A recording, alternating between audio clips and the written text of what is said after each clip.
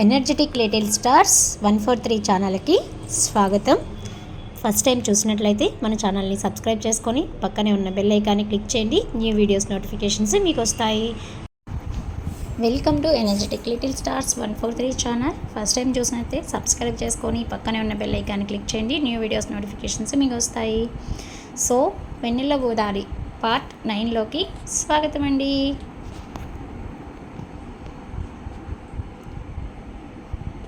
తిరిగి వెళ్ళిపోవటానికి సామాన్లేవి సర్దుకోలేదు. పెళ్లి కోసం తీసుకువచ్చిన నా తాలూకు వస్తువులన్నీ కూడా వెనక్కి తీసుకెళ్లే ప్రయత్నం ఏమీ చేయలేదు. మామూలుగా నా గదికి వచ్చేసాను.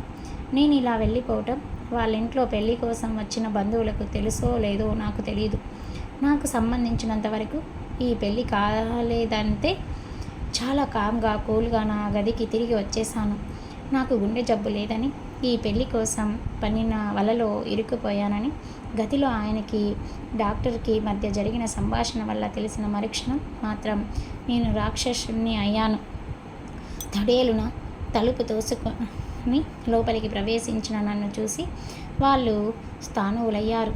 డాక్టర్ మొహంలో భయం స్పష్టంగా కనిపించింది.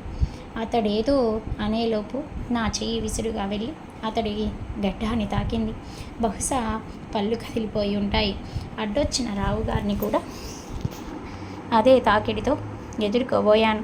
కానీ ఆయన వయసు పెద్దరికాన్ని నిలిపింది. ఆ గదిలోంచి విసురుగా బయటకు వచ్చాను. నా ఆవేశానికి ఆనకట్ట పడలేదు. అదే వేగంతో పైకి వెళ్ళాను. తరల ఇంకా నిద్రపోతూనే ఉంది. నా కోపం వికృతమైంది.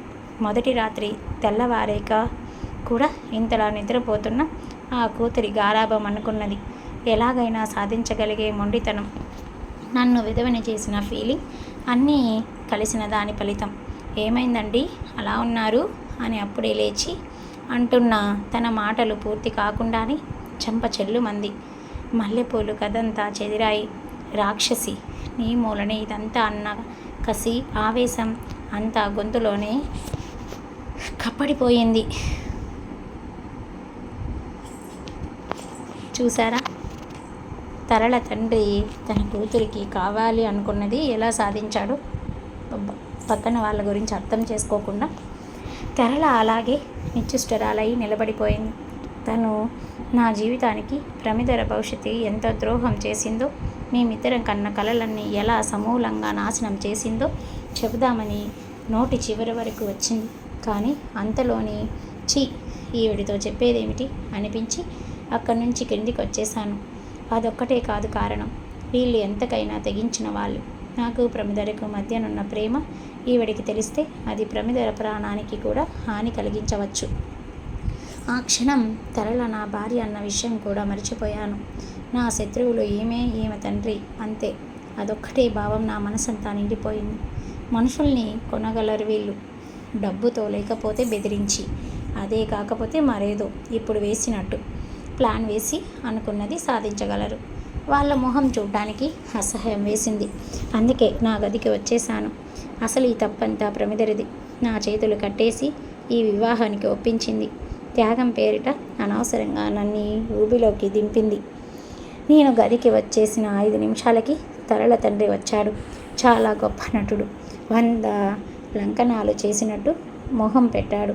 రాగానే చేతులు పట్టుకొని, అల్లుడు, ఈ తప్పంతా నాది, నన్ను క్షమించు అన్నాడు. నన్ను నేను నిగ్రహించుకోవడానికి చాలా కష్టపడవలసి వచ్చింది. చూడండి, అయిపోయింది ఏదో అయిపోయింది. మీ కూతురికి నాకు ఈ సంబంధం లేదు. మీరు పెద్ద భూస్వామి అని ఈ ఊళ్ళోకెల్లా గొప్ప ఇన్ఫ్లుయెన్స్ మనిషిని నాకు తెలుసు. కానీ మీరేం చేయగలరో నేను చూస్తాను. మీరు మీ కూతురు కలిసి వేసిన ఈ అతి గొప్ప ప్లాన్కి నేను మీ కూతుర్ని వేస్తున్న శిక్ష ఇదే. మొదటి రాత్రి అయ్యాక మొగుడు వదిలేసిన దానిలాగా ఇక జీవితాంతం గడపాలి. ఎందుకు వదిలేశాడు అన్న దానికి కారణం మీరేం చెప్పుకుంటారో మీ ఇష్టం. ఇక మీరెళ్ళొచ్చు. నేను ఈ నాటకం ఆడినట్టు తరళకి తెలియదు. ఏమిటి మీరు అంటున్నది? అవునానంద్, తరళని ఇందులో కలపకు. ఇందులో ఏ తప్పున్నా అది కేవలం నాది మాత్రమే. తరళ అమాయక పిల్ల. అది నిన్ను ప్రాణం కన్నా ఎక్కువగా ప్రేమిస్తుంది. దాని గురించే నేను డాక్టర్కి అలా చెప్పమని చెప్పాను. తరళకి ఈ ప్లాన్లో భాగం లేదన్న విషయం నాలో సంచలనాన్ని రేపింది. కానీ వెంటనే సర్దుకున్నాను. ఇప్పుడు సమస్య తరళకి ఇందులో భాగం ఉన్నదా లేదా అని కాదు, నాశనం అయిపోయిన నా జీవితం గురించి. నేను చెప్పానుగా, మీరెంత చెప్పినా నేను ఇక మీ ఇంటి గుమ్మంలోకి అడుగు పెట్టను. మీ కూతురికి మీరేం చెప్పుకుంటారో మీ ఇష్టం. ఇందులో ఆమె తప్పు లేకపోవచ్చు, కానీ ఏం తప్పు లేకుండానే కొంతమంది శిక్ష అనుభవిస్తూ ఉంటారు. అలాంటి వాళ్ళలో నేను మొదటివాణ్ణి అయితే మీ కూతురు రెండోది అనుకొని సంతృప్తి పడండి. అంటే ఇందులో నీ తప్పేమీ లేదంటావా? ఈసారి తెల్లబోవటం నా వంతైంది. నా తప్పేముంది? నువ్వు ప్రమిదల ప్రేమించుకున్న విషయం నా కూతురికి చెప్పకపోవటం. ఇది మీకెలా తెలుసు? తడబడుతూ అడిగాడు. ఆయన దానికి సమాధానం చెప్పకుండా, మీ ఇద్దరి మధ్య ప్రేమ విషయం మీతో కలిసి తిరుగుతూ కూడా నా కూతురు గ్రహించలేకపోయింది. అంత అమాయకపోతే అది. అటువంటి దానికి మీ సంగతి ఎందుకు చెప్పలేదు? పోనీ చెప్పవలసిన అవసరం మీకు లేదనుకుందాం. కనీసం తను నిన్ను చేసుకుంటాను అని అన్నప్పుడైనా నువ్వు ఆ విషయం చెప్పాలి కదా. ఎందుకు చెప్పలేదు? అక్కడికి వచ్చేసరికి నీ ప్రాణం ముఖ్యం అనిపించిందా? నేను ఇలా మాట్లాడుతున్నానని కోపం తెచ్చుకోకు. నా తరపు నుంచి ఆలోచించు. ఇలా నేను వాదించవచ్చు కదా. నీ గుండె జబ్బు దాన్ని నయం చేయటం అన్నది మన ఇద్దరి మధ్య ఒప్పందం. నిజంగా ప్రమిదల పట్ల నీ ప్రేమ నిజమైందైన పక్షంలో నువ్వు తరళకి అన్ని సంగతులు చెప్పి ఉండేవాడివి. ఎందుకు చెప్పలేదు? ఆయన మాటలకి నా ఆవేశం పెరిగిపోతూ ఉంది. ఆయన నా మాటలు పట్టించుకోకుండా అన్నాడు. కాబట్టి నీకేదైనా కోపం ఉంటే నా మీద తీర్చుకో ఆనంద్, తరళ మీద కాదు. ఇక ప్రమిదల విషయం అంటావా? అది ఆయన పూర్తి చేయబోతుంటే చాలా ఆపండి అని అరిచాను. మీకు తెలుసా, నేను పెళ్లి చేసుకోవడానికి కారణం ప్రమిదరే. నేను బ్రతికితే చాలనుకుంది. నా కోసం తన భవిష్యత్తుని బలిపెట్టుకుంది. తరళని చేసుకోవాలని ఒట్టు వేయించుకుంది. నాకు తెలుసు అన్నాడు ఆయన. దానికి ప్రతీక ప్రమిదల భవిష్యత్తుని నువ్వు కలలో కూడా ఊహించినంత గొప్పగా తీర్చిదిద్దుతాను. అది నాకు వదిలిపెట్టు. క్రమక్రమంగా నేను వాదనలో ఓడిపోతున్నా నన్న విషయం నాకు తెలుస్తుంది. కానీ నా వాదనలో లోపం ఎక్కడో తెలియటం లేదు. అయినా ఈయనతో వాదించవలసిన అవసరం నాకేముంది? ఆ మాటే చెప్పి ఆయన ఏదో అనబోతుంటే దాదాపు బయటకు గెంటి తలుపు వేసుకున్నాను. తర్వాత చేయవలసిన దాని గురించి ఆలోచనలో పడ్డాను. ముందు ఈ ఊరు నుంచి వెళ్ళిపోవాలి, ప్రమిదలతో సహా. అంతే. రావు గారికి ఆయన కూతురికి బుద్ధి వచ్చేలా చేయాలంటే ఇక నుంచి వెళ్ళిపోవాలి. వెళ్ళే ముందు ఈ పల్లెలో అందరికీ ఆయన ఆడిన నాటకం గురించి తెలిసేలా చేయాలి. పెళ్ళైన మరుసటి రోజు కూతుర్ని వదిలేసి అల్లుడు వెళ్ళిపోయాడంటే అంతకన్నా అవమానం ఏం కావాలి? నాకు జరిగిన మోసానికి ఇదే సరైన సమాధానం అయితే వెంటనే నేను ప్రమిదల దగ్గరికి వెళ్ళలేదు. అంతకన్నా ముందు చేయవలసిన పని ఒకటి ఉంది. రావుగారు సామాన్యులు కాదు.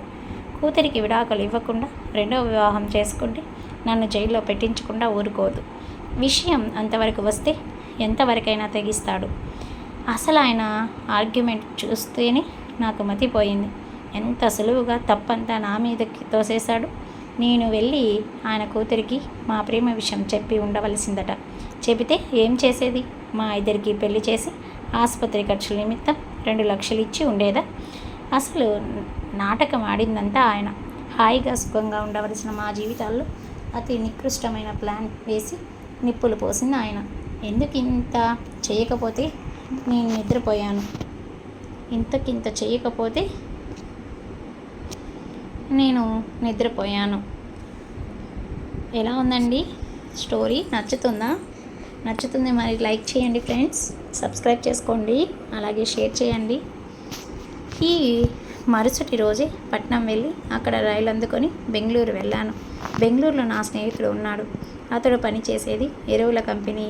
అక్కడ ఉద్యోగం రావటం అంత కష్టం కాలేదు. నా ఉద్దేశం ఏమిటంటే మేము వెళ్ళిపోయిన 3-4 సంవత్సరాల వరకు మేము ఎక్కడ ఉన్నది ఈ తండ్రి కూతుర్లకు తెలియకూడదు. అయోమయంతో అవమానంతో చూడాలి. మీకు నేను దుర్మార్గుడిగాను రాక్షసుడిగాను కనిపిస్తూ ఉండవచ్చు. కానీ నేను మిమ్మల్ని కోరేది ఒకటి. నా తరపు నుంచి ఆలోచించండి. ఇంత దారుణం మీకే జరిగి మీకు ధైర్యం ఉంటే రావు గారిని అక్కడికక్కడే పొడిచి పారేసి ఉండేవారు.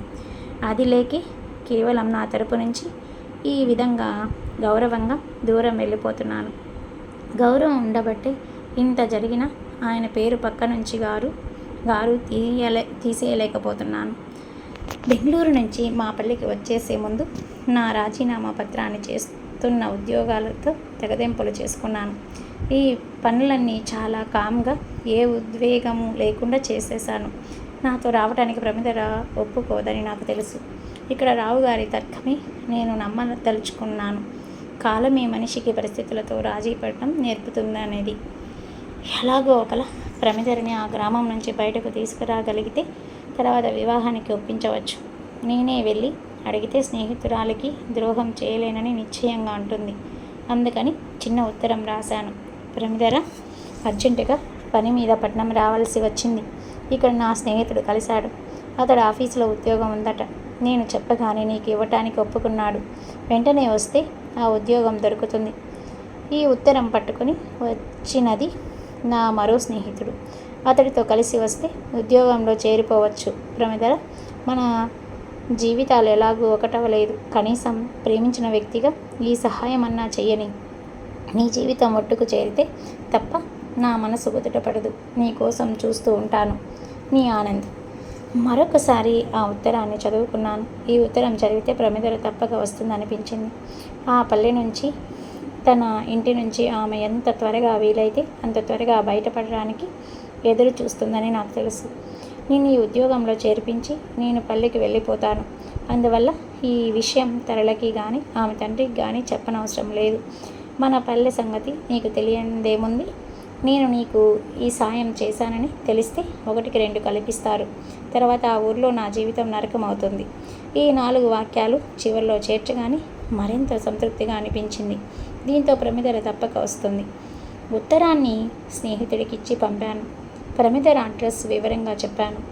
ఆ తర్వాత ఒక రోజు పాటు విపరీతమైన టెన్షన్. మనసు పరిపరి విధాలు ఆలోచించసాగింది. అన్నిటికన్నా ముఖ్యమైన సమస్య ప్రమిదరిని ఈ వివాహానికి నాతో కలిసి ఉండటానికి ఎలా ఒప్పించాలా అని. మిగతా అన్ని విషయాలు ఒకటిగా ఉన్న సామాజిక నైతిక విలువల దగ్గరకు వచ్చేసరికి మావి భిన్న అభిప్రాయాలు. ఇప్పటి సంఘటనే తీసుకుంటే వాళ్ళు నన్ను మోసం చేశారు. దానికి ప్రతీకగా నేను చేతగాని వాడిలా చేతులు ముడుచుకొని కాపురం చేయలేను. అయిపోయిందేదో అయిపోయిందని అనుకోలేను. అంతకు అంత ప్రతీకారం చేయాలి. అన్నిటికన్నా ముఖ్యంగా నా సుఖ సంతోషాలకు ఆనకట్ట వేసే అధికారం వాళ్లకు లేదని నిరూపిస్తాను. ఇది నా వాదన. కానీ ప్రమిదర ఈ వాదనకి ఒప్పుకోదని నాకు తెలుసు. మీరెలాగైనా కొట్టుకు చావండి, కానీ మీ మధ్య తరళకి అన్యాయం చేయకండి అంటుంది. ఇతరుల సుఖం కోసం తమ సుఖం వదులుకోవటంలోనే సుఖం ఉంటుందని నమ్మి అమాయక ఎక్స్‌ప్లాయిటెడ్ జాతికి చెందిన వారికి ప్రతీక ప్రమిదర. ఆమెని నాతో పాటు కలిసి ఉండటానికి ఒప్పించటం అంటే మాటలు కాదు, కానీ 3-6 దీన్ని సాధించి తీరుతాను. ఇలాంటి ఆలోచనలతో ఒకరోజు గడిచింది. నాకు అర్థం కాలేదు. పట్నం నుంచి లాంచీ మీద 4 గంటల ప్రయాణం ఆ పల్లె. నా స్నేహితుడు ఎందుకు రాలేదు? మరో రోజు గడిచింది. నా స్నేహితుడు రాలేదు. నాకు ఆతృత ఎక్కువైంది. మరి కొంచెం సేపు చూసి నేను బయలుదేరాను. పల్లె చేరుకునేసరికి చీకటి పడింది. ఆ రోజు అమావాస్య. నన్నెవరూ గుర్తించలేదు. లేకపోతే రావుగారి అల్లుడిగా వచ్చిన కొత్త హోదాకి ఈ పాటికి నేను వచ్చిన వార్త అందరికీ తెలిసిపోయేది. ఏమో, రావుగారి తెలివితేటలు అఖండం. పెళ్ళైన మరుసటి రోజు ఏదో పని మీద అల్లుడు బయట ఊరు వెళ్ళాడని అందరికీ చెప్పాడేమో ఆయన. ఆ ఆలోచనలతోనే ప్రమిదర ఇల్లు చేరుకున్నాను. మలుపు తిరగగానే దూరం నుంచి ఆ ఇల్లు కనపడింది. చప్పున నా కళ్ళు ఆగిపోయాయి. ఆ ఇంటి ముందు పందిరేసి ఉంది, పెళ్లి పందిరి. నాకు ఏం చేయాలో తోచలేదు. జ్ఞానేంద్రియాలు పనిచేయటం మానేశాయి. నేను ఊహించిన సంగతి అది. నా మనసులో ఇంకా ఏదో స్పష్టమైన ఆశ ఉండిపోయింది. మరో 2 అడుగులు వేశాను. నా మామగారు రావుగారు పెళ్లి పెద్దల అక్కడ కూర్చొని ఉన్నారు. అప్పుడే లోపల నుంచి ప్రమిదర మామ పెళ్లి బట్టల్లో బయటకు వచ్చాడు. నా మనసులో ఏమాత్రమో కొద్దిగా ఆశ ఉంటే అది క్రమంగా నశించసాగింది. ఒక కుర్రాడు అట్నుంచి వెళ్తుంటే అడిగాను, ఎవరి పెళ్లి జరిగింది? అదిగో ఆ ఇంట్లోనే. అది తెలుసులే, పెళ్లి కూతురు పేరేమిటి? ప్రమిదక్క అని వాడు పరిగెత్తి వెళ్ళిపోయాడు. నేను అలాగే నిలబడిపోయి ఉన్నాను. అంటే తను వచ్చేసరికి ప్రమిదరికి పెళ్ళి అయిపోతుందన్నమాట. మరి ఎవరితో పెళ్ళి అవుతుంది? మరి పెళ్ళైతే ఈ ప్రమిదరికి కొడుకు ఎలా పుట్టాడు? ఆ జైల్లో ఉన్న అతను ఏంటి అనేది మరి తెలుసుకోవాలనుకుంటున్నారా? లైక్ చేయండి, సబ్స్క్రైబ్ చేయండి, పక్కన ఉన్న బెల్ ఐకాన్ని క్లిక్ చేయండి. మనం అప్పటి వరకు ఊహిస్తూ ఉన్నది అది జరిగింది అని తెలిసేసరికి కలిగే బాధ, ఆందోళన వేరు. అయితే ఈ రెండింటికన్నా తీవ్రమైనది ఆ పెళ్లి పందిరి మధ్యలో కూర్చొని కబుర్లు చెప్తున్న జీపీ రావు.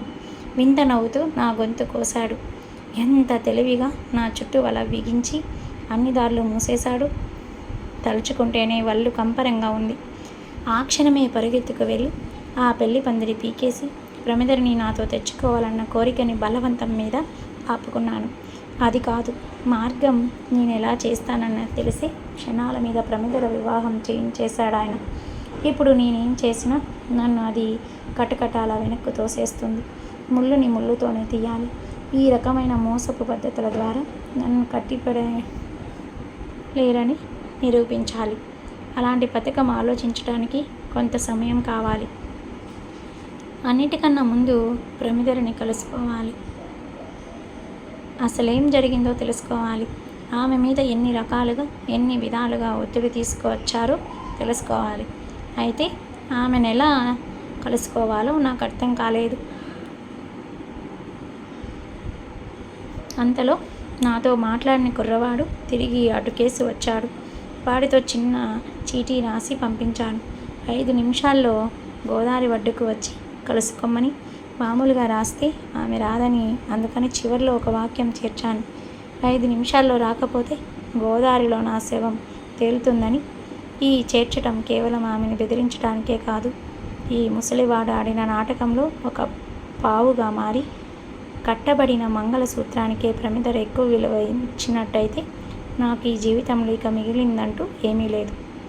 నా మరణం ద్వారా అతడి కూతుర్ని శాశ్వతంగా విధవరాలని చేసి ముసలివాడికి మరుపురాని గుణపాఠం నేర్పవచ్చు.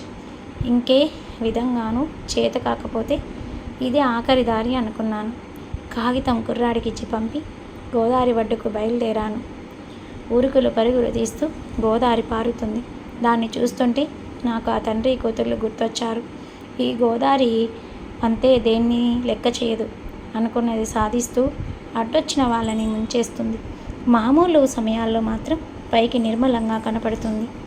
ఆ 5 నిమిషాల కాలం నా నిర్ణయంలో మార్పు తీసుకురాలేదు. అయినా ఆ నిర్ణయం ఆవేశంలో తీసుకున్నది కాదు. వాళ్ళిద్దరూ నాకు కలిగించిన మనస్తాపానికి రెట్టింపు నేను కలిగించాలి. అయినా నా మనసులో ఏమోలో కాస్త ఆశ ఉన్నది. ప్రమిదర వస్తుందని. వస్తే మాత్రం నాతో పాటు తీసుకువెళ్ళిపోగలిగానన్న నమ్మకం ఉంది. ఆ సామాజిక కట్టుబాట్లు, ఏ నైతిక విలువలు మమ్మల్ని ఆపలేవు. ప్రమిదర రాలేదు. 5, 6, 7 నిమిషాలు గడిచాయి. మరో 3, 4 నిమిషాలు చూశాను. ఆమె చాడలేదు. నాకు ఆమె మీద కూడా కోపం వచ్చింది. మనిషికి సెంటిమెంట్లు ఉండడంలో తప్పులేదు, ఉండాలి కూడా. కానీ అర్థం లేని వాటిని పట్టుకొని వేలాడటంలో అర్థం లేదు. నాకు మొత్తం మనుషులందరి మీద ప్రేమ కన్నా కసి ఎక్కువైపోయింది. రెల్లుగడ్డి అంచుల్ని తాకుతూ గోదావరి ప్రవహిస్తుంది. మరో క్షణం ఆగితే నా శరీరం దానిలో పడి కొట్టుకుపోయేది. అప్పుడు చూశాను ఆకారాన్ని. వేగంగా నా వైపుకు వస్తుంది. ఆ నడకలో తొందరపాటు కనిపిస్తుంది. నా మనసులోని ఆశాదీపం ఒక్కసారిగా ఉవ్వెత్తున ఎగిసి అంతలోనే ఆరిపోయింది. వస్తున్నది ప్రమిదర కాదు, నా మామగారు. ఊహించని విధంగా ఆయన్ని అక్కడ చూసి బిత్తరపోయాను. కానీ అది లిప్తకాలం మాత్రమే. అప్పటి వరకు నా మనసులో దాక్కొని ఉన్న కసి, ద్వేషం రెండింతలై ఒక్కసారిగా బయటికి వచ్చాను. ఇతడే ఇతడే ఇతడే! చుట్టూ ఎవరూ లేరు. అలాగే గోదాట్లో తోసేస్తే సాక్ష్యం కూడా మిగలదు. ఆనంద్, నీ కోసం 2 రోజుల నుంచి వెతికించని చోటు లేదు అంటూ దగ్గరికి వస్తున్న అతడిని ఏమి చేయకుండా నన్ను నేను కంట్రోల్ చేసుకోవడానికి చాలా కష్టపడాల్సి వచ్చింది. అదృష్టం బాగుండి ఆ కుర్రవాడితో పంపిన ఉత్తరం నా చేతిలో పడింది. ఇంకెవరైనా దొరికితే కొంప మునిగేది. ఆయన వైపు అసహ్యంగా చూస్తూ, ఏం జరిగేది? మీ అల్లుడి లాంటి వాడని 10 మందికి తెలిసేది. అలాంటి అల్లుడి కోసం మీరు చేసిన చౌకబారు ఎత్తులు అందరికీ తెలిసేవి, అంతేగా అన్నాను. ఇక్కడొద్దు బాబు, ఇంటికి వెళ్ళి మాట్లాడుకుందాం పద. మీ ఇంటికా? ఇక చచ్చిన ఆ గడపలో కాలు పెట్టను. అలా అనకు. ఏం తప్పు జరిగినా నాదే.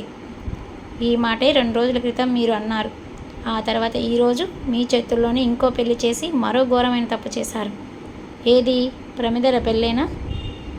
ఆ విషయమే మాట్లాడతాను. కొంచెం సాధనంగా విను. నేనేమీ వినదలుచుకోలేదు. నన్ను రెచ్చగొట్టకండి అరిచాను. ఆ విధంగా మా ఇద్దరి మధ్య వాదోపవాదాలు చాలాసేపు జరిగాయి. గోదావరి పారుతూనే ఉంది. మా మాటలు వింటూనే ఉంది. లౌక్యుడైన మధ్యవర్తిలాగా ఎవరిది న్యాయమో ఎటు చెప్పకుండా ఉండిపోయింది. మామూలుగా ఆయనతో మాట్లాడడానికి అందరూ భయపడతారు, కానీ నాకేం భయం? చూడండి, నేను కాబట్టి ఇంకా మీకు గౌరవించి మాట్లాడుతున్నాను. ఇంకొకరైతే చేసిన పనులకి మొహం మీద ఉమ్మేసేవారు. మీ స్వార్థం కోసం నాకు అన్యాయం చేస్తే చేశారు, కానీ పాపం ఆ ప్రమిద ఏం చేసింది? ఆ అమ్మాయిని ఒక రౌడీకి, ముసలోడికి ఇచ్చి కట్టబెట్టాల్సిన అవసరం మీకేముంది? అది చెబుదామని ఆయన మాటలు వినిపించుకోకుండా అరిచాను. ఏం చెప్తారండి మీరు? నాకు గుండె జబ్బు అని అబద్ధం చెప్పి డాక్టర్కి ఎంత ఇచ్చారో చెబుతారా?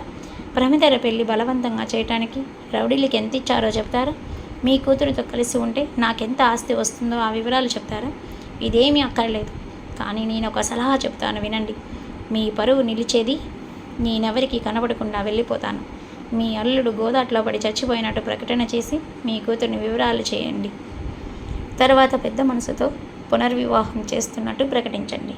ఇక మీ పెళ్లి కొడుకుల్లా అంటారా? మీ అంత డబ్బు ఉండడానికి, అల్లుడవడానికి ఎవడైనా ఇష్టపడతారు. డబ్బు కోసం కక్కుర్తిపడి నిండు ఆరోగ్యవంతుడికే గుండె జబ్బని చెప్పగలిగిన డాక్టర్ మీ అల్లుడైతే మరీ మంచిది. మామ అల్లుళ్ళు కలిసి ఇంకెందరో నాశనం చేయొచ్చు. నువ్వు నన్నేమైనా అను, కానీ తరల భవిష్యత్తు బాగుండాలి. నేను చేసిన తప్పుకి దాన్ని శిక్షించకు. అయిందేదో అయిపోయింది. మీరిద్దరూ సుఖంగా ఉండాలంటే నేనేం చేయాలో చెప్పు. ఏమైనా చేస్తారా? నా కూతురు సుఖంగా ఉండటం కోసం ఏమైనా చేస్తాను అని అంటాడు. మరి ఏం చేస్తాడు? ఏం జరుగుతుంది? మరి ఆనందరావు ఏమడుగుతాడు అనేది చూద్దామా?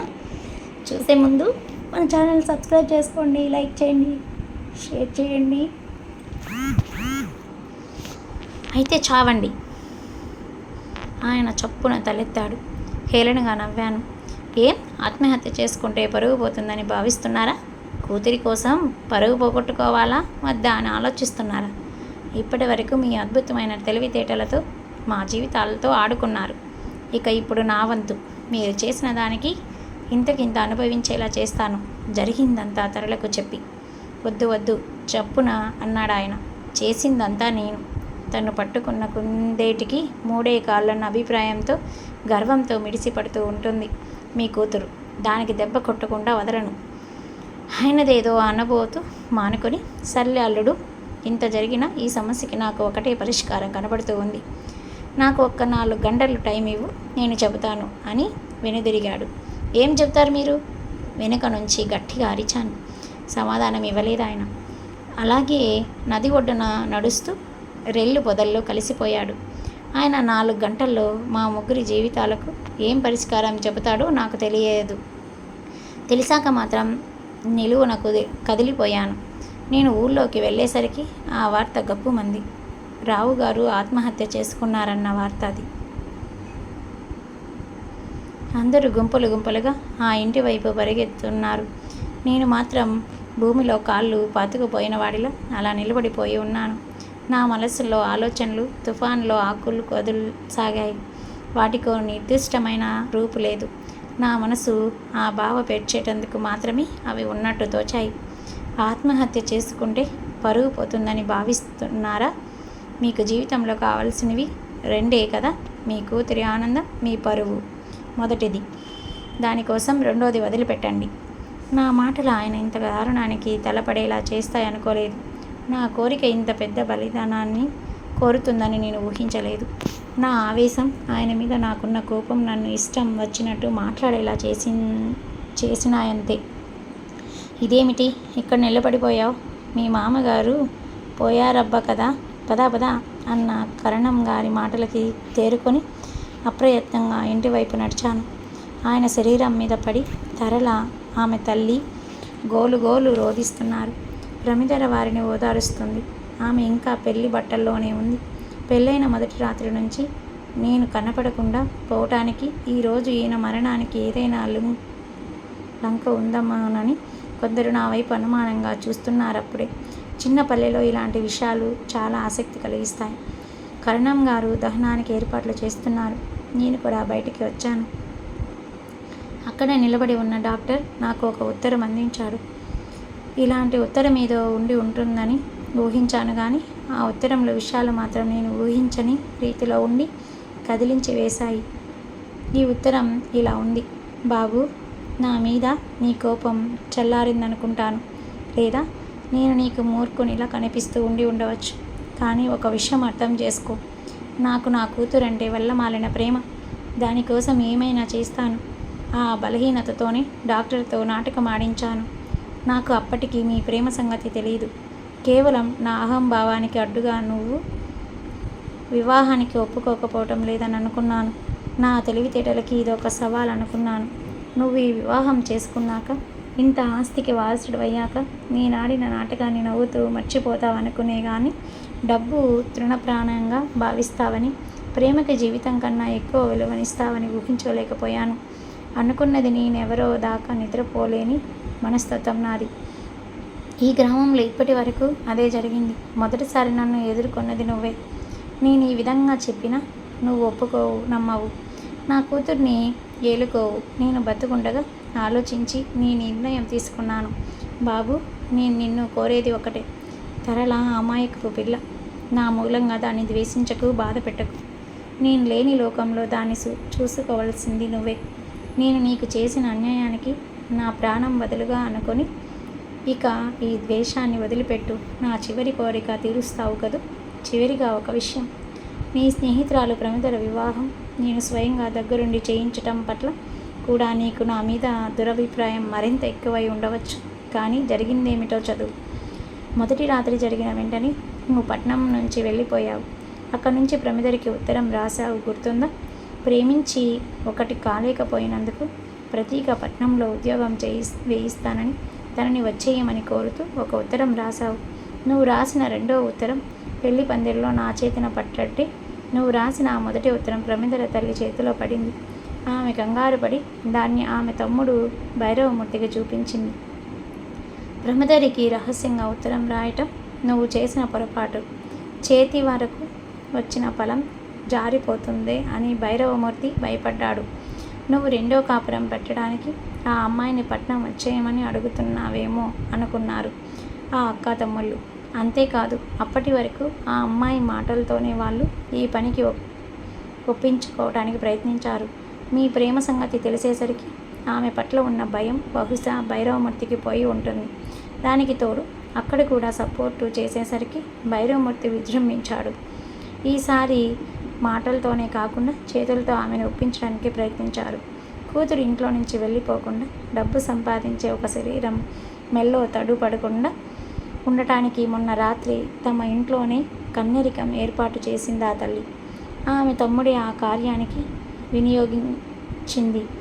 నేను వెళ్ళేసరికి అక్కడ పరిస్థితి అది. నీ గురించి కనుక్కుందామని వెళ్ళిన నాకు అక్కడ ప్రమిదల జీవితం కుక్కలు చింపిన విస్తరి కాబోతూ కనిపించింది. అప్పటికే ఆమె జీవోత్సవంలా తయారైంది. అతడి పైశాచిక చర్యకి బలై ఏ క్షణమైన మరణాన్ని ఆహ్వానించడానికి సిద్ధంగా ఉంది. కావాలంటే అప్పుడే పోలీసులకి ఆ దుర్మార్గాన్ని పట్టించగలను. కానీ దానివల్ల ప్రమిదల జీవితం పూర్తిగా నాశనం అయిపోతుంది. ఆ పరిస్థితిలో ఏం చేయాలి? భైరవమూర్తిని ఈ వివాహానికి ఒప్పించడం తప్ప ఏంటో అర్థం కావడం లేదు కదండి. ఏంటో ఈ ట్విస్ట్ చూద్దామా? మరి నాకు కూడా ఆశ్చర్యంగానే ఉంది. మరి ఓకే, మరి ఏమవుతుందో చూద్దాం నెక్స్ట్ ఎపిసోడ్లో.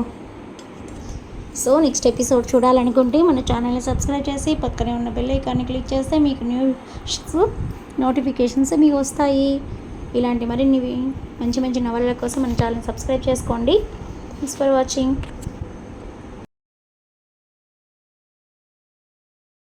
మరి ఏం జరుగుతుందో నెక్స్ట్ ఎపిసోడ్లో చూద్దామా? చూసే ముందు మన ఛానల్ నచ్చినట్లయితే లైక్ చేయండి, సబ్స్క్రైబ్ చేసుకొని పక్కనే ఉన్న బెల్ ఐకాన్ని క్లిక్ చేయండి. సపోర్ట్ మీ. పిల్లలకి మంచి మంచి కథలు, నవలలు, ఎడ్యుకేషన్ రిలేటెడ్ అండ్ సరదాగా కాసేపు నవ్వుకోవడానికి ఫన్నీ జోక్స్ మన ఛానల్లో అవైలబుల్లో ఉంటాయి. పిల్లలు సరదాగా షార్ట్స్లో ఫన్నీ జోక్స్, డ్యాన్స్ కూడా ఉంటాయి, చూసి ఎంజాయ్ చేయండి.